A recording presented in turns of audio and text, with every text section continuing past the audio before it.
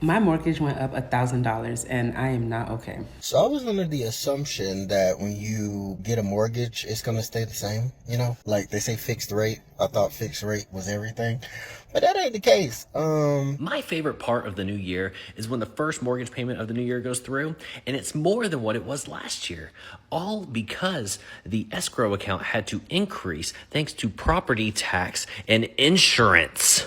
So today we're going to be taking a look at why so many people's mortgages have been increasing lately. Whether you have an adjustable or fixed rate, there are a number of reasons why your monthly bill could be higher compared to when you first bought the house. We have a ton of stuff to go over today, along with comments from you guys from previous videos. So if you want to be featured on a future video, leave in the comments down below. But let's just jump right into it with this story.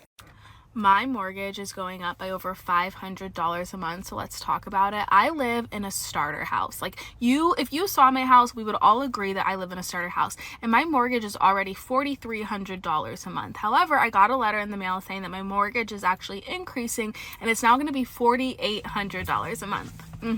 It's going from $4,300 a month to $4,800 a month, and I've owned this house for like 18 months.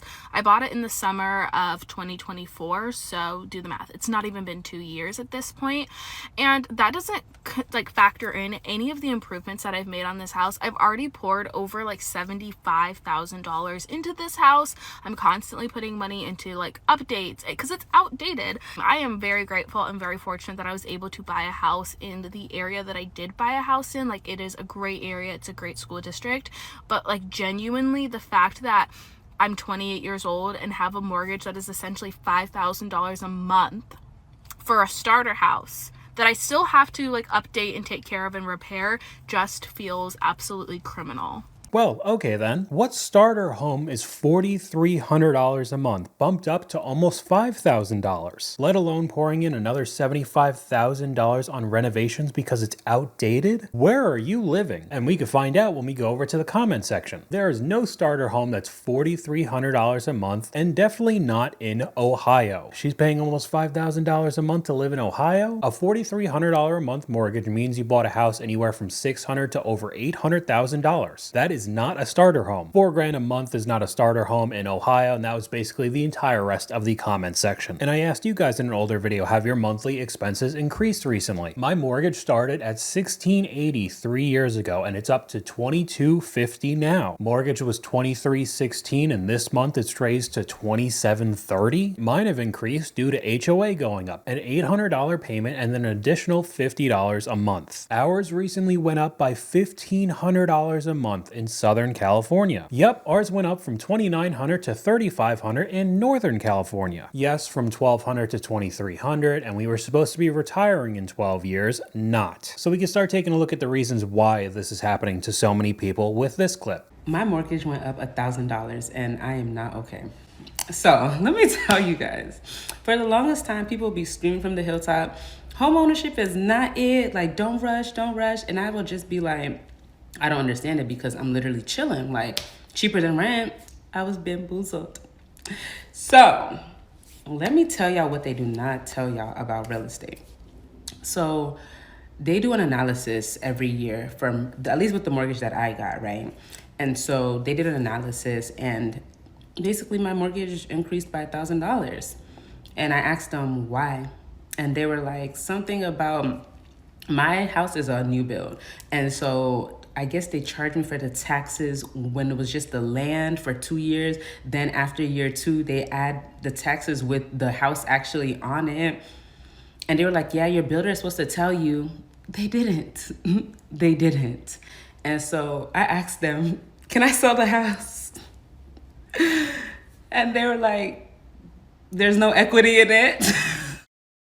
So now you're stuck between a rock and a hard place. Just another reason why you shouldn't be getting new construction either. I mean, at that point, what are you supposed to do? $1,000 more a month? How many people could truly afford to take that hit? I don't think too many. And like she said, if you're trying to sell it, you bought in the past couple years when the market peaked, you have virtually no equity in it. So you're going to lose a ton of money. A lot of unspoken costs to home ownership, renting isn't it, mortgage isn't it, everything is going up. I don't even know what we're supposed to do. $1,000 increase is insane. Why do people phrase it as saying your mortgage, your property tax and insurance went up, not your mortgage. But still, at the end of the day, you're going to be paying that every single month. This is what could happen when you own a house and you have a mortgage. The builder won't tell you because if you knew, you may not have bought. Your agent should have disclosed that to you. Makes a very good point there. If they told any of the buyers that, hey, down the road in like a year or two, you might be paying $12,000 more a year for this house, I feel like most people would end up backing out. And we have a comment from you guys right here. My favorite thing about homeowners is how they mention just their mortgage and that's it. No mention of HOA, insurance, maintenance, etc. Tell us the real price. And I think it's because some people just jump right into the deep end, not really knowing all the costs to be a homeowner.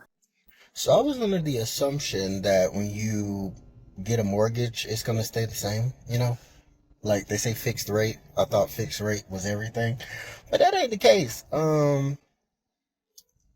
It's going to increase depending on your insurance and your property taxes. The value of your house goes up. Your mortgage payment is going to increase as well. I wish I would have known that beforehand. Like, it wouldn't have changed the fact, but I still, I wasn't ready for that. I was, calling them. I'm like, hey, why my payment going up? And they were like, let me look for you. And they were like, oh, your, taxes increased. I was like, oh. They were like, yeah, the value went up. I said, oh, okay. So you made probably the most expensive purchase you would ever make in your life without doing too much research, not knowing that property taxes can increase along with insurance. Yeah, taxes, escrow, and insurance, the creator responds, mine increased twice in 1 year. Something to add on top of this, another comment from you guys, it's not just the mortgage payments you need to worry about. General upkeep can ruin your day if you aren't putting something away for a new heater, windows, locks, etc. Always something breaking and there's no landlord to call. Yet again, another thing you have to take into account if you're going to purchase one of these homes. Am I the only one seeing huge increases in property taxes? I just got this notice in the mail and my payment is going up $200 in 2026. My monthly payment has increased almost $400 per month since closing on my house 5 years ago in 2020. This is one of the many hidden costs associated with owning a home. Even if you have a fixed rate mortgage, you can see an increase year over year with an increase in property taxes as well as insurance. So if you are on the market for a home,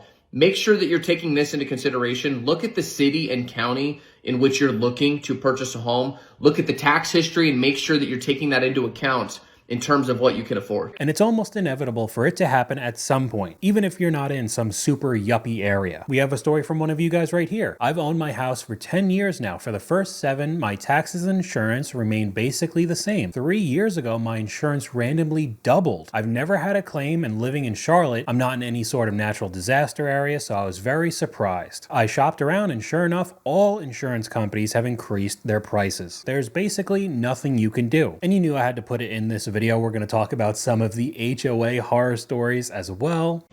My bullshit homeowners association just sent me a letter saying that they are demanding $750 from every homeowner in the association to pay for some special project that they passed.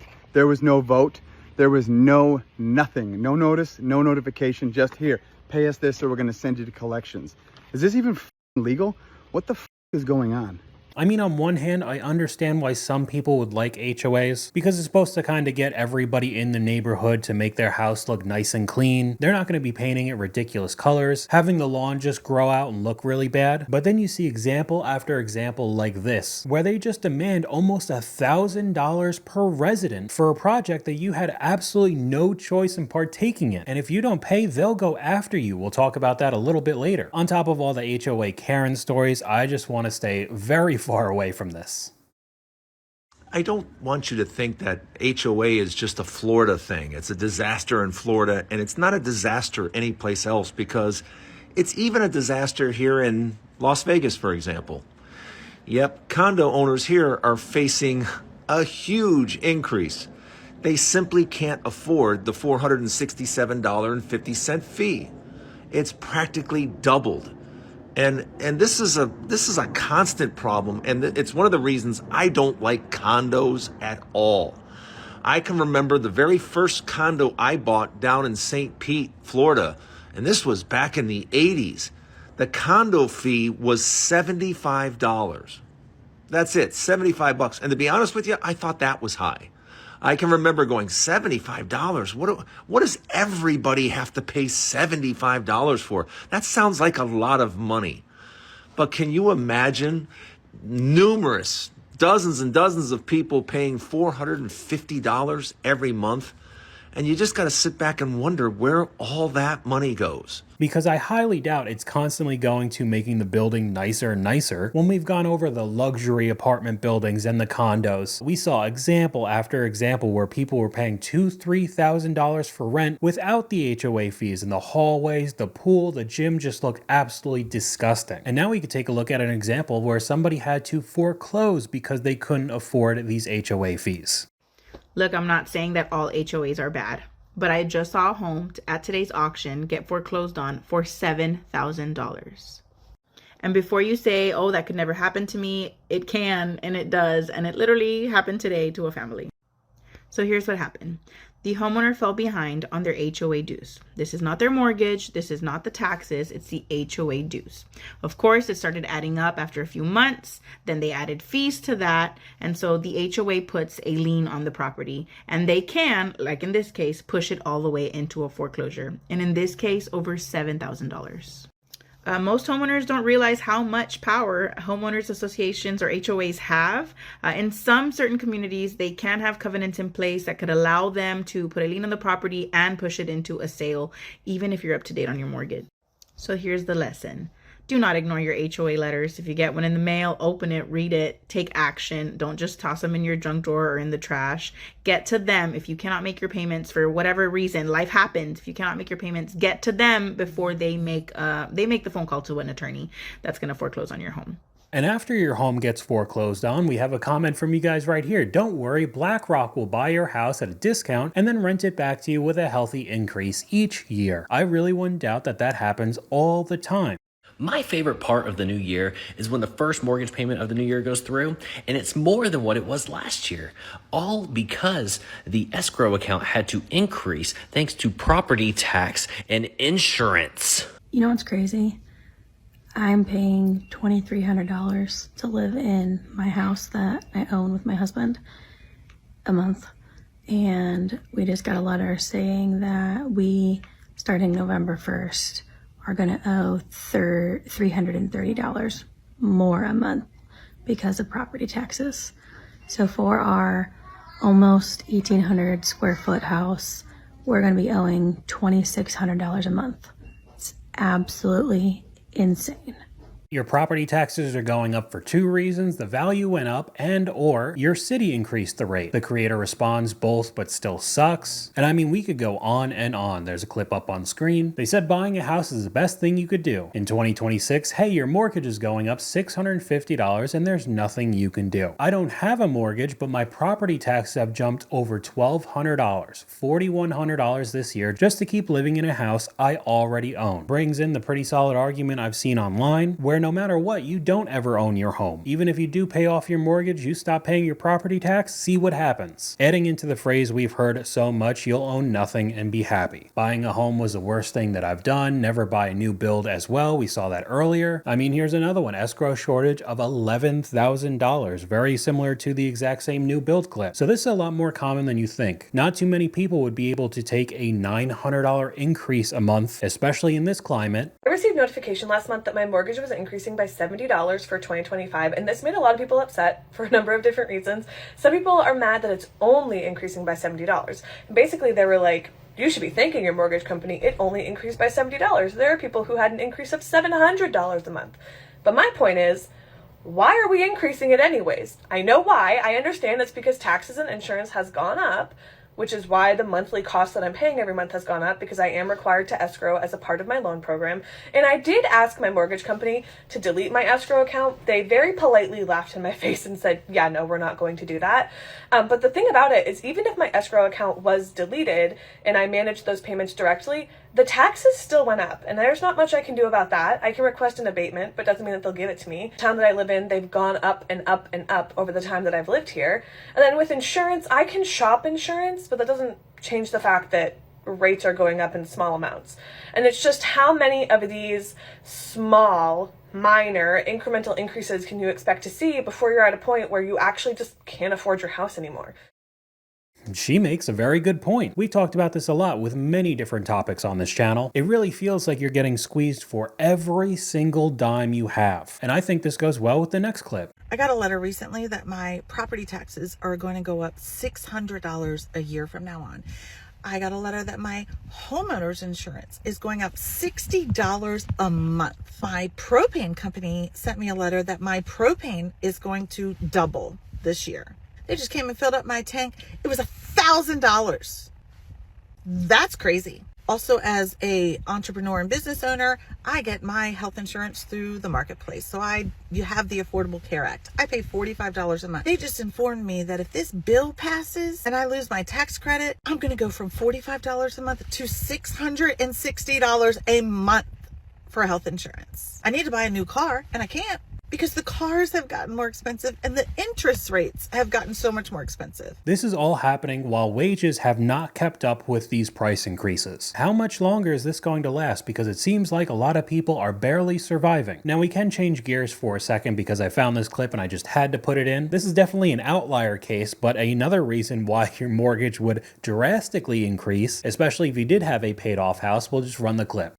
Okay, how mad would you be if you found out your husband got a mortgage on your house that was previously paid off to cover his gambling debt but didn't tell you?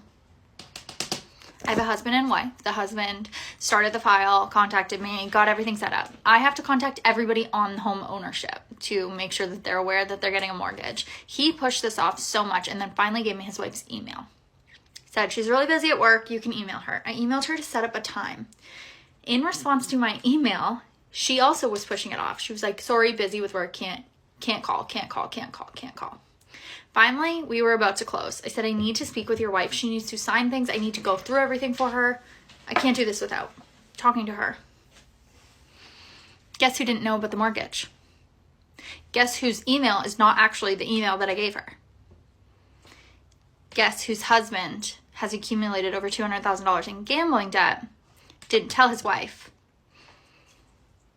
Guess who asked if we could put the file on hold and is going to call me back? I already know what you're thinking. I shoehorn my hate for gambling in every video I can. But going from a paid off house in today's world to trying to get a $200,000 plus loan for your gambling debts is absolutely wild. I really wouldn't doubt that this whole scenario turned into a divorce. But yeah, here's a prime example of why I hate gambling so much. Literally destroying people's lives.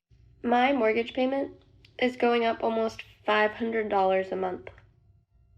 $500 every month. I have a fixed interest rate, so it's not that. Nope, it's my escrow account. Apparently, my homeowner's insurance and my property taxes just skyrocketed. But nobody thought to tell me about this until I was already $3,200 short in my escrow account. So now I not only have to pay the shortage, but I also have to pay the new balance moving forward. And so I can either pay the shortage in full and my monthly mortgage goes up almost $200 a month, or I pay it out over the next 12 months and my monthly mortgage payment goes up almost $500 a month. And this is the reason why I post these kinds of videos. Hopefully this could help out somebody else in the process of owning their own home. If you didn't know this was coming, you would just get blindsided because so many believe that when you lock in your rate for 30 years, that's just going to be the price you pay until it's completely done. And that's just not the case, especially if you're talking about owning around the world. We could take a look at some of the rates and term lengths in other countries. Say what you will about America, but one thing we got right is the 30-year fixed rate mortgage. I recently learned that a lot of other countries have automatically adjustable interest rates every few years, meaning that every few years you don't get a choice, your mortgage is going to adjust to the current interest rate. For people that bought back when interest rates were 2.5%, they could automatically be forced to go to 7%. That's crazy. We might not get it all right, and this system is far from perfect, but I'll take a 30-year fixed rate over that any day. especially now with the future looking increasingly uncertain. But I looked this up myself as well. Many countries, including Canada, the UK, Australia, New Zealand, and Sweden, don't typically offer a 30-year fixed rate mortgage, instead favoring shorter fixed periods, 2 to 5 years, or variable rates, forcing homeowners to refinance or accept rate adjustments, placing interest rate risk on the borrower. That's not something that I want to have to deal with. Canada, it's common to have 2 to 5 year fixed terms. UK is the same thing, 2 to 5 years. Australia and New Zealand often rely on variable rate mortgages, making homeowners vulnerable to rapid rate hikes. Not really surprising now when we see clips with the younger generation in those countries believing that they'll never be able to own a home, let alone the wild prices for the house. With variable rates, you could be paying even more down the line. Sweden is similar to Canada and the UK, 3 to 5 years. Now, I did also look up that you could get longer terms, 30-year rates. It's not impossible to find, it's just way less common than it is in the US. There's a lot of people that purchased in 2020 and 2021 who have their 5-year fixed mortgages coming up for renewal this year and next year. 60% of Canadian mortgages are renewing in 2025 and 2026, which is a huge amount. Yeah, I'm just like, I'm counting down the days until my mortgage is up for renewal in December, and I have to kiss my sweet 1.9 goodbye. Yeah, people are coming off that, like you said, sub 2% rate, and now we're getting something closer to 4%.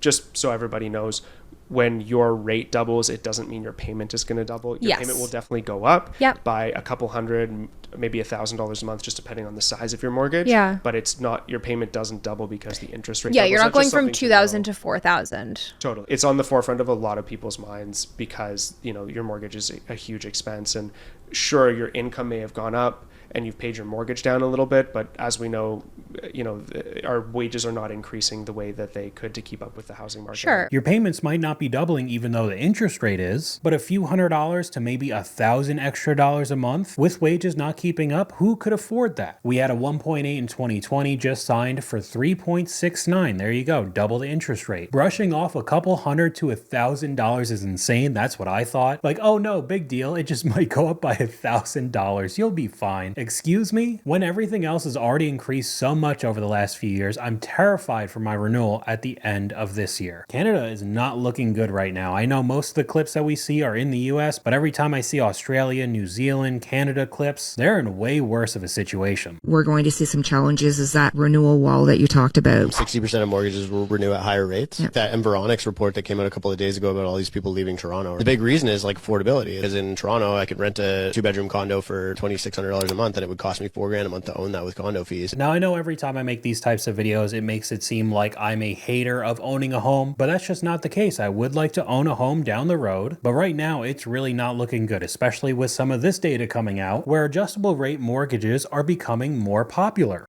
Today's Wall Street Journal has an article, Home Buyers Return to Risky Loan Types. And I can't tell you how much I hated to see that. In the last week, new home buyers, 10% of them applied for these adjustable rate mortgages. So many times I've seen people get jammed up with these in the past, where their rates go up. Nobody knows. Now, one person can say with any sort of certainty where interest rates on mortgages are going to be in 3 and 5 years from now. So you're taking a gamble with your financial future. Could they be 2, 3, 4, 5, 6 points higher? Yeah, they seriously could. Why would you take that kind of risk? If you need to save that 1/2 or 3/4 point interest rate in order to get the house, you're getting more house than you can afford. In addition to where interest rate's going to be, where is your credit going to be? When you buy a house, often we get furniture, we may do some remodeling, maybe a new furnace. A lot of that goes on credit cards. And a lot of times, a year or two after you buy a home, you got things on credit cards, now your overall score goes down, so now you don't even qualify for the same kind of mortgage you could have today. Because that's what I hear in favor for these ARMs. I'll just refinance down the road, everything will be fine, but you honestly don't know what's going to happen in the next few years. What happens if you get laid off and you can't find a job for a while, and maybe you finally land something, but it's significantly less pay than before? You start putting a lot of your necessities on credit cards, you can't pay that back, the debt starts building up, you take credit hits, and then when you go to refinance, you're not going to get the rate that you wanted. Just a very dangerous game to play, an overall bad situation. But that's all I got for you guys today. Let me know what you guys think in the comments down below. YouTube thinks you'll like this video popping up on screen right now, but hopefully you guys enjoyed this video. If you did, please leave a like, and I'll talk to you guys later.